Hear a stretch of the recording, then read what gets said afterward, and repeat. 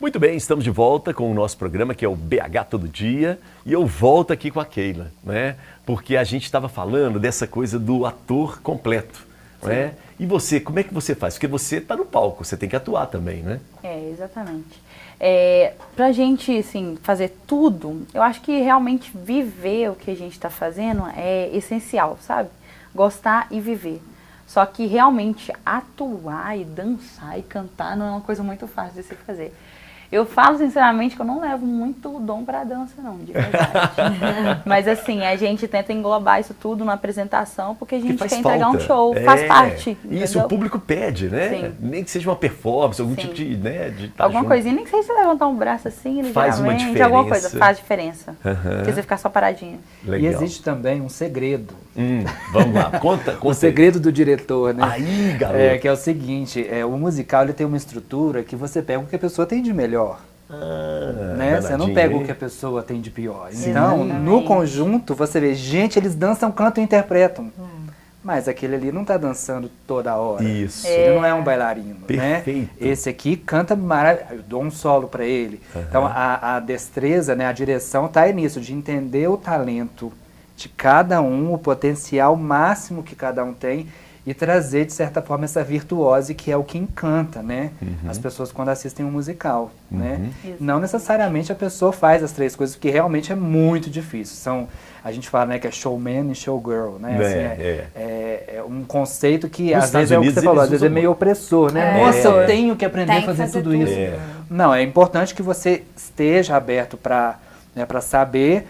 Mas na estrutura é isso, a gente tem que aproveitar o que você faz de melhor, né? Muito bom. Sua mãe é a sua diretora? Minha mãe é minha diretora, minha Ela te dá toques assim? Dá, com certeza. Tipo assim, no palco, você tá assim, principalmente quando eu vou cantar alguma música. Aí eu faço alguma coisa, ela fala, minha filha, sobe aqui, minha filha, desce aqui. É mesmo?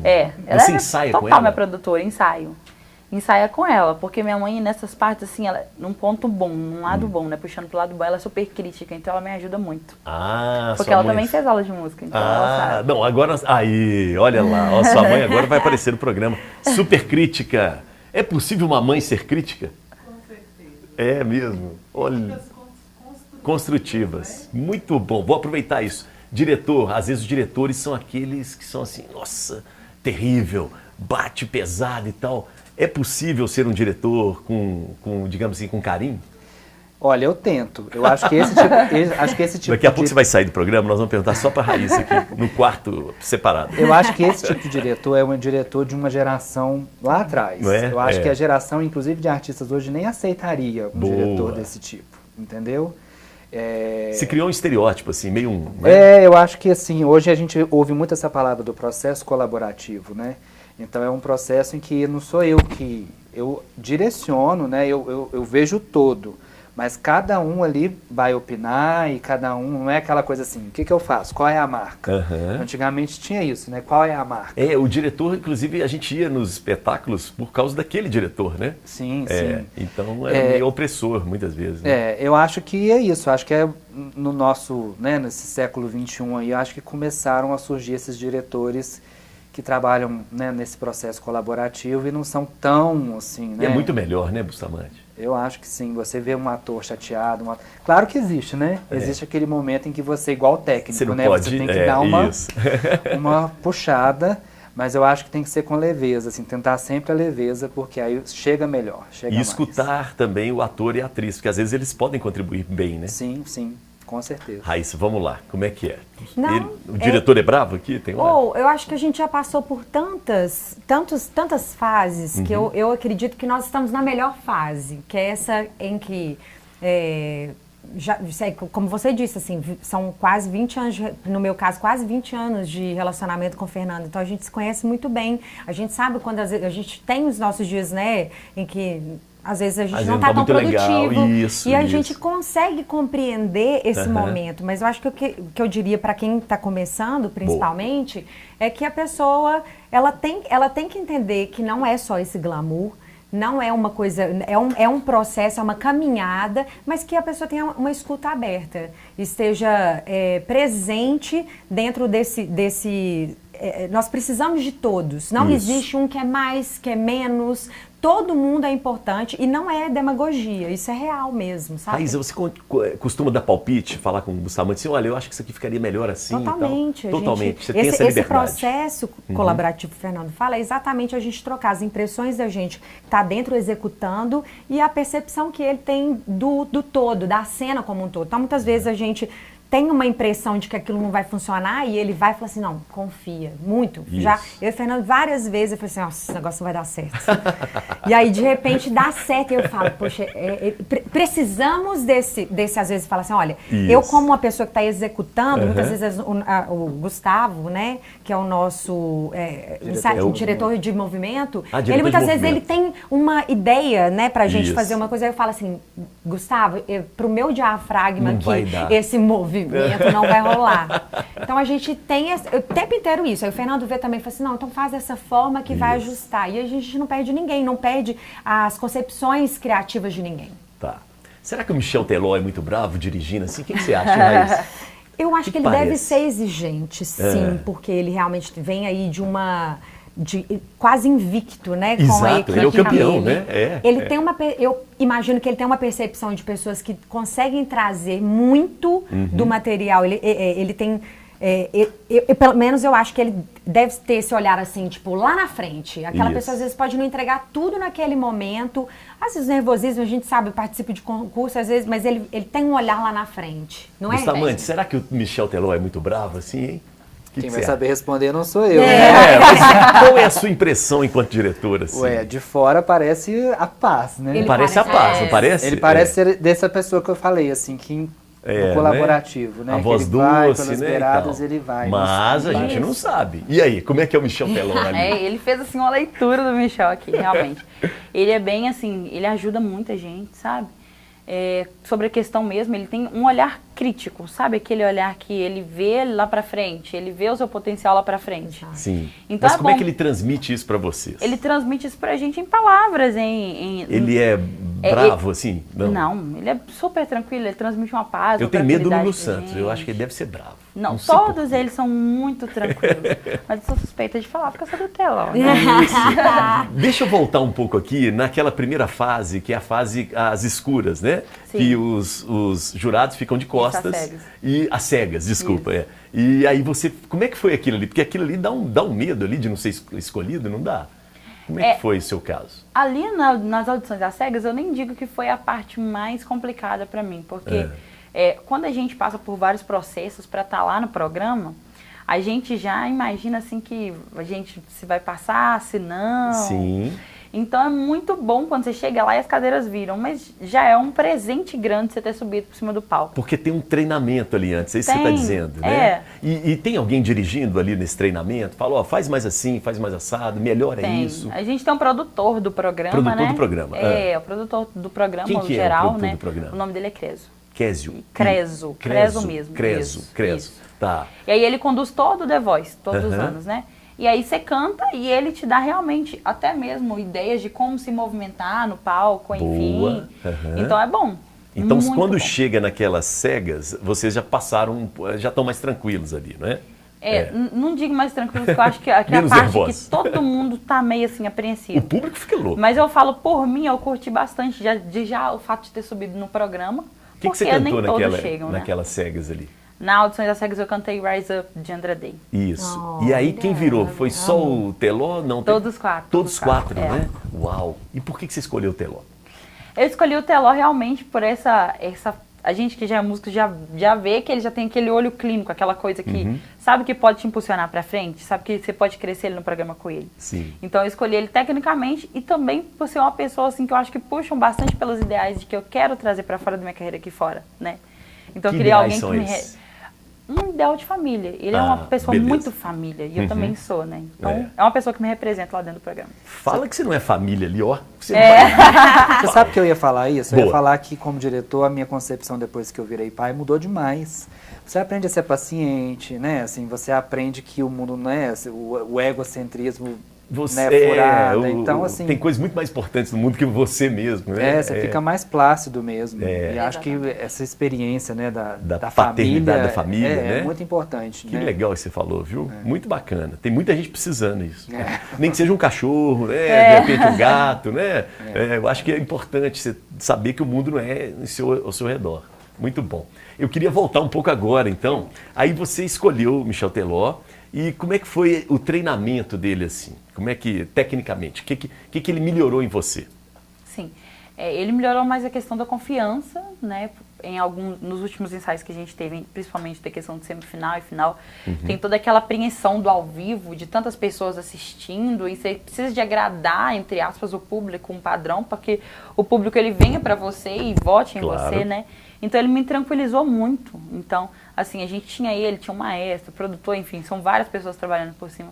Mas ele fez um papel extraordinário em me tranquilizar, principalmente. Por exemplo, ele fala assim, você não gostaria de mudar de música? Talvez essa não seja muito legal. Ele faz isso, assim? Foi ele que escolheu minhas músicas, né? Então, como é que ele faz? É isso. Ele escolheu as minhas duas últimas, né? Que foi a da semifinal e as duas da final. Tá. Então foi até aquela coisa assim, que ele já estava bem familiarizado com as músicas que eu iria cantar. Você ficou com medo? Porque não foi você que Olha, escolheu. bateu um certinho medo, né? Isso. Porque tanto da semifinal, tanto da final foram Whitney Houston, então é uma coisa mais assim, né? Mas assim, é gostoso você pegar coisas que, como uma pessoa que me inspira, a Whitney Houston, grande cantora, e é muito gostoso você pegar desafios, né? Porque você se próprio desafia em rede nacional. Boa. Vamos lá. Eu estou agora fazendo uma seleção para uma cantora, para um espetáculo da Disney. Sim. Não é? E eu quero que você escolha, eu quero levar você, mas eu quero que você escolha uma personagem, de repente uma princesa da Disney, algum personagem da Disney que você toparia cantar e se interpretar. Tem alguma? Moana. Olha, você foi direto, você não vacilou, né? Veio na minha cabeça assim, eu falei, Moana. Moana. Realmente, as músicas. As músicas o musical que tem no filme me agrada muito. Boa. Vamos lá, Bustamante. E aí, hein? Como é que se dá essa escolha, né, do espetáculo e dos atores e atrizes aí? São as audições, né? As audições, elas são muito importantes, assim, mesmo que às vezes você já tenha em mente, eu pensei em chamar fulano, ciclano, que eu já trabalho, mas é importante porque você conhece muita gente nova e às vezes não necessariamente para aquele trabalho você vai chamar, mas te abre, né, a mente para outros trabalhos e para outras coisas. E é muito importante para quem está começando, né? A audição é onde é uma porta de entrada, né? Então, mesmo que a gente vai ter um espetáculo novo agora, qual que vai ser? Vai ser João e Maria, a Opereja. É uma ópera sertaneja. Gente! Olha, os olhinhos brilharam ali, olha. Os olhinhos brilharam aí do seu lado. É uma adaptação da ópera alemã para a cultura, né, sertaneja. Sertaneja, nossa, raiz. Sertaneja nordestina. Nordestina. Né? Olha que lindo isso, hein? Vai ficar bonito esse negócio. E aí, assim, a gente já tem, né, trabalha com muita gente, a gente já tem, nossa, queria ciclano e tal, mas vamos fazer as audições porque já aconteceu eu pensava na pessoa, mas apareceu essa daqui, que você não conhecia. E essa daqui realmente merece esse espaço. Né, ou temos stand-bys, tem outras funções que não necessariamente os titulares fazem, mas que abrem as portas, né? Que barato isso. Então a audição é muito importante. É o primeiro caminho, né? Raíssa, e aí? Você indica algumas pessoas para audição? Cara, é sempre uma grande responsabilidade, porque quando Raíssa já foi banca, né? Já foi banca, inclusive, jurada. Já, isso aí já.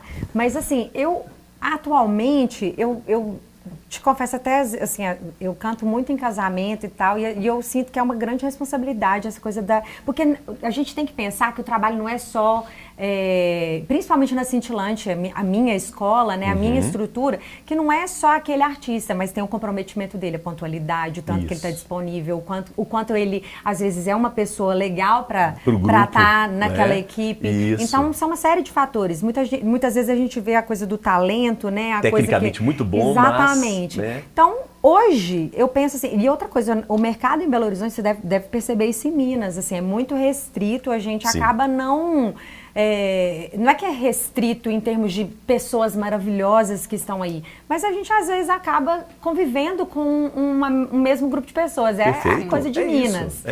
E aí, então, hoje, eu sinto que indicaria, mas eu acho que eu gostaria mais de ser surpreendida, né, por essas pessoas do que exatamente Indicar né? alguém. Exatamente. Tá.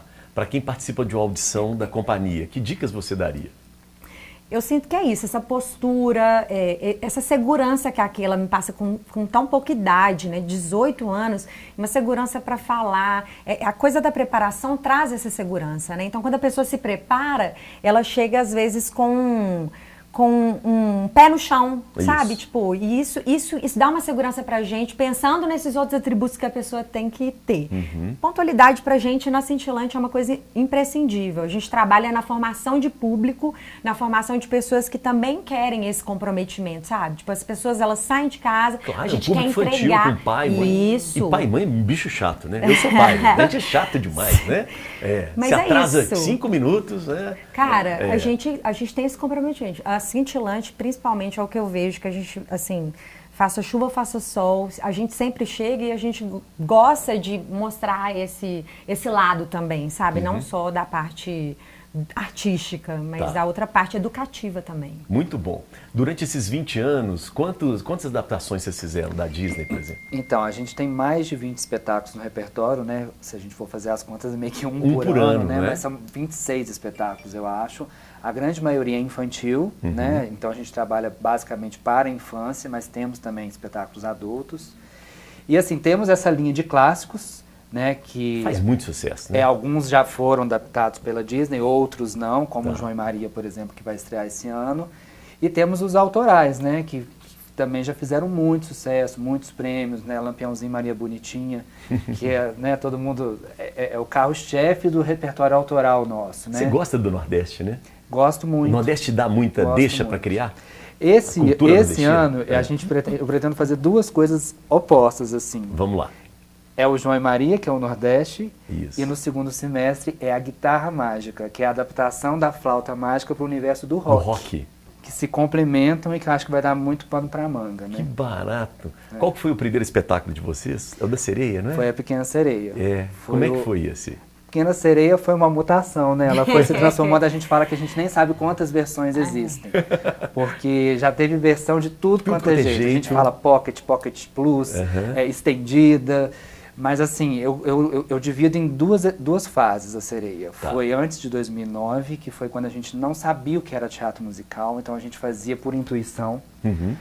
E depois de 2009, que foi para a universidade, a gente fez um projeto dentro da UFMG de teatro musical e montamos em todo o formato da Broadway, né? Então, com orquestra, montamos, né, assim, no Palácio das Artes. Então, essa estrutura de mega espetáculo com um elenco de 20 pessoas e tudo muito, assim, microfone que não existia e saber lidar com isso. Imagina, 2009. Né? Então, a gente estava começando... São Paulo e Rio, a explosão dos musicais foi em 2000.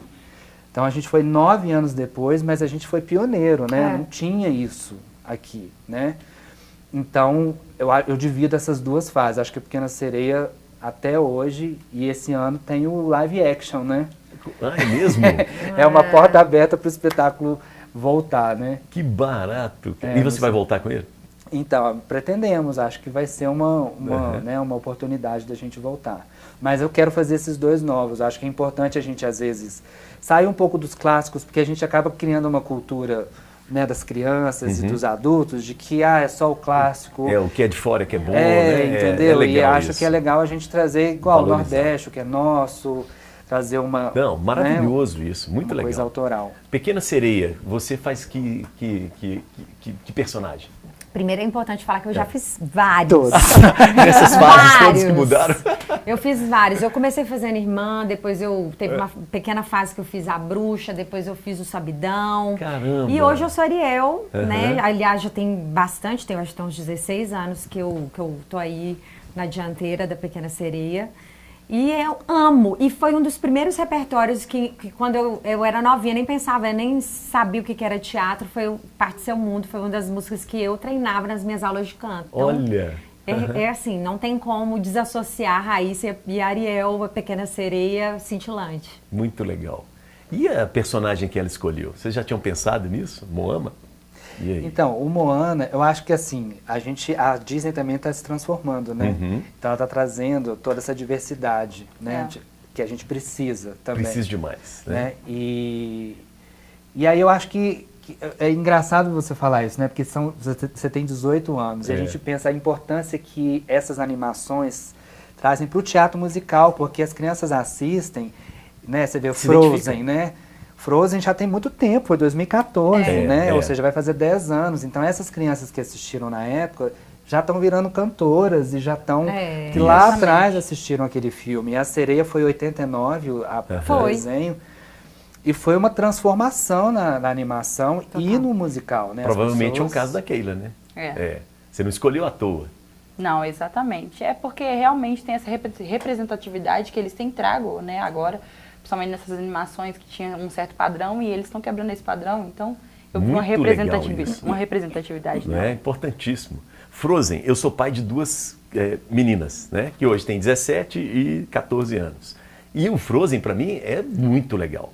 Porque, na verdade, o beijo do verdadeiro amor que vai salvar não é do príncipe encantado, é da irmã. Exatamente. E é então, isso, eu falei com elas assim, ó, inesperado, quando o bicho pegar, uma que ajuda a outra. Vocês vão brigar muito na vida, faz parte, mas quando o bicho pegar, é ali. E se elas têm 14 e tal, na época elas eram crianças. Então, para elas foi assim, a semente está ali, né? Está plantada. Então, eu achei isso muito revolucionário no Frozen. Porque o príncipe encantado é um mau caráter, inclusive, né? Ele engana. E às vezes a gente cai nessas, né? Não só príncipe, princesas encantadas, essa coisa toda, né? A gente encanta pessoas que... Idealizações. Né? Idealizações. E isso vem acontecendo, eu lembro que a primeira animação que ousou fazer uma coisa desconstruída foi o Shrek. Foi. Né? Muito que era uma bom. coisa assim, totalmente desconstruída Isso. e que foi, né, uma coisa, assim, né? Foi mesmo. E aí depois vem vindo, a Disney começou né, e agora a gente tem, inclusive, a Ariel nos cinemas, é uma pequena sereia negra. Negra, né? Isso, importante demais. Então, assim, eu lembro, a minha esposa já falou, né, que a minha filha é negra e minha esposa falou, nossa, agora ela vai querer ver e vai querer... Você se vira, né? Você se vira, como é que nós vamos fazer? Muito bom, legal demais. Segura aí que nós vamos para mais um intervalo, tá bom? E daqui a pouco é o último bloco para a gente fechar o nosso programa de hoje. Intervalo e a gente volta em instantes. Valeu!